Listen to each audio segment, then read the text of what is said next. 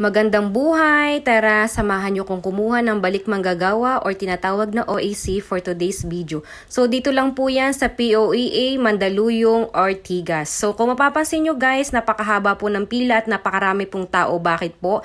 Kasi po yan pong mga nakapilang yan is wala pong appointment. So, better po na kung pupunta po kayo dyan is may appointment po kayo para hindi po kayo pumila ng ganyang kahaba. So, nagpunta po ako dyan by appointment po. Kaya po ang nangyari is 2 oras lang po ako naghintay, then natapos na po ako, hawak ko na po yung OAC ko. Pero yan po, sila po ay naghihintay talaga sila kasi wala po silang appointment. So, mangyayari, dyan po sila magpapa-appointment pa lang. Pero i-assist naman po sila. Pero sabi po ng guard, depende po kung matatapos po sila ngayong araw kasi sobrang dami nga po ng pila, sobrang dami ng tao, sobrang haba ng pila.